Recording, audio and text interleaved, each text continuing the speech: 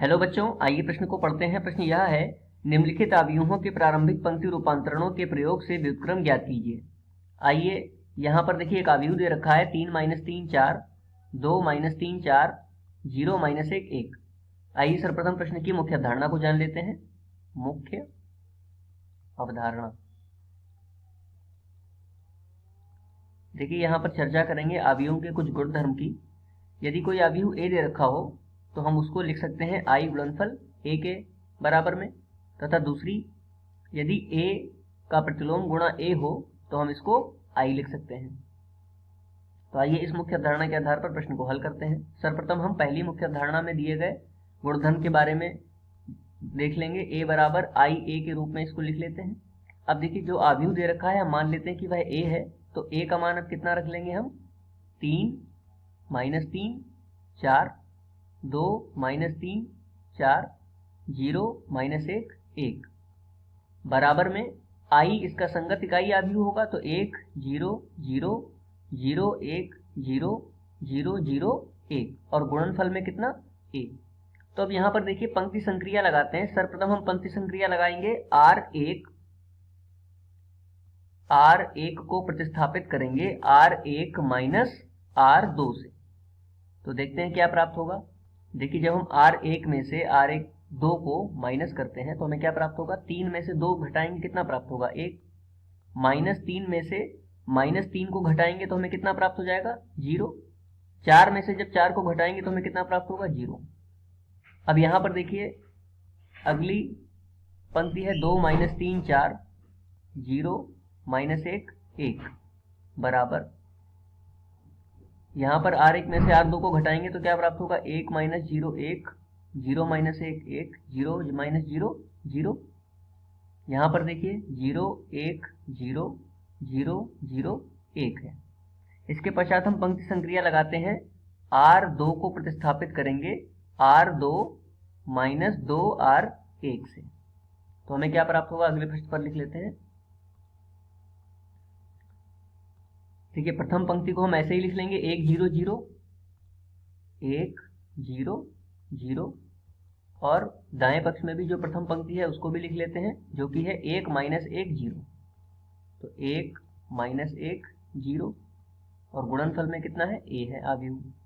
अब देखिए, द्वितीय पंक्ति को हमने प्रतिस्थापित किया है R2 माइनस 2R1 से, तो हम 2 में से माइनस करेंगे 2R1, अर्थात 2 - 2 कितना हो जाएगा, 0 प्राप्त होगा, तो यहाँ पर 0 लिख लेते हैं।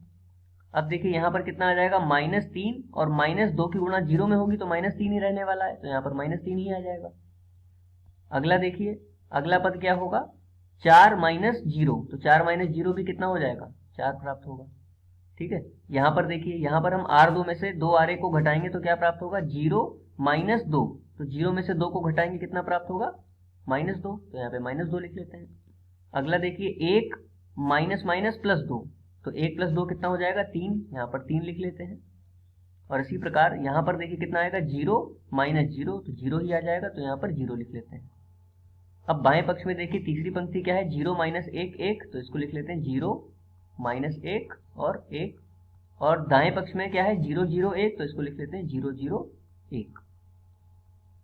इसके बाद संक्रिया लगाएंगे, R2 को प्रतिस्थापित करते हैं -R2 प्लस 2R3 से।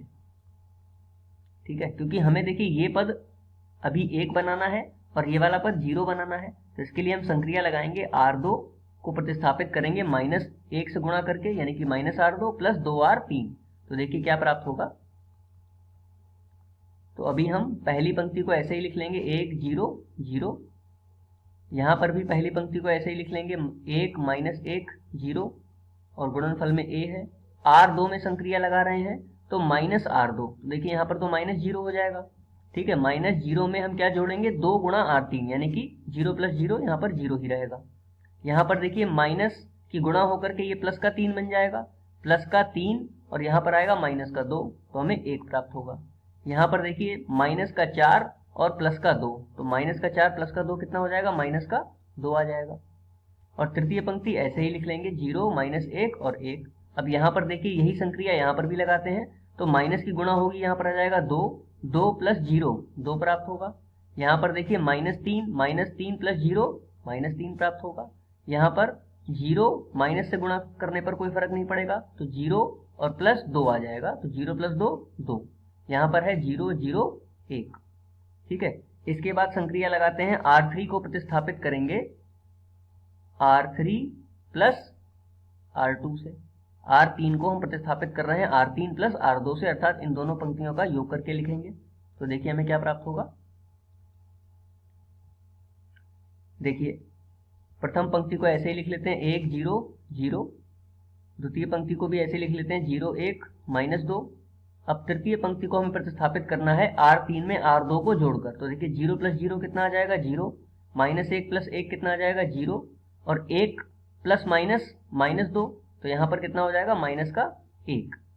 इसी प्रकार यहाँ पर भी यही संक्रिया लगाएंगे, तो 1 -1 0 ऐसे ही उतार लेंगे, गुणनफल में a है।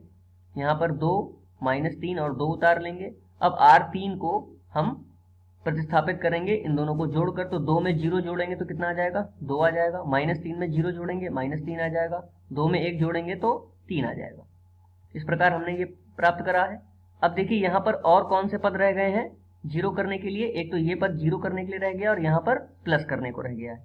ठीक है, तो अब हम संक्रिया क्या लगाएंगे, इसको प्लस बनाने के लिए R3 को प्रतिस्थापित कर देते हैं -1 से गुणा करके R3 में।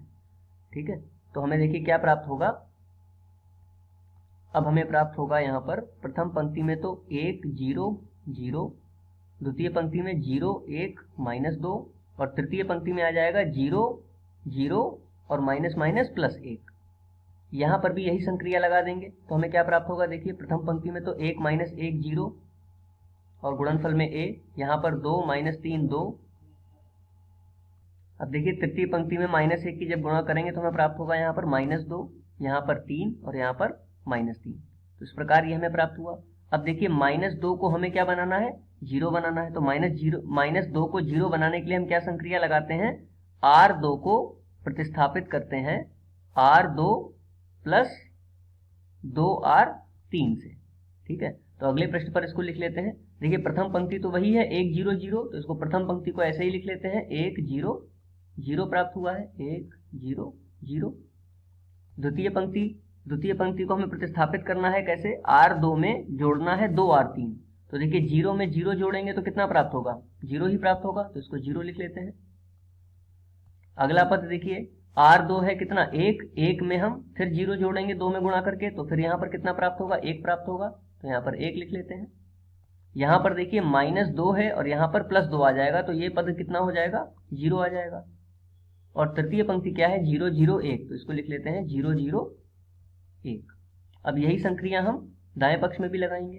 तो दाएं पक्ष में देखिए प्रथम पंक्ति तो है 1 -1 0, तो इसको ऐसे ही लिख लेते हैं 1 -1 और 0, गुणनफल में यहाँ पर a है।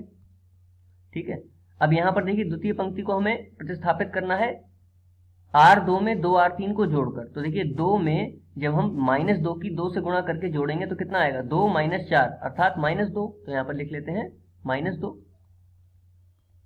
अगला देखिए यहाँ पर आएगा -3 और प्लस का 6, तो -3 में जब 6 को जोड़ेंगे तो हमें क्या प्राप्त होगा, प्लस का 3 प्राप्त होगा, तो यहाँ पर आ गया प्लस का 3। और अगला देखिए यहाँ पर आएगा 2 और -6, तो 2 में से 6 को घटाएंगे तो हमें क्या प्राप्त होगा -4, तो यहाँ पर आ गया -4।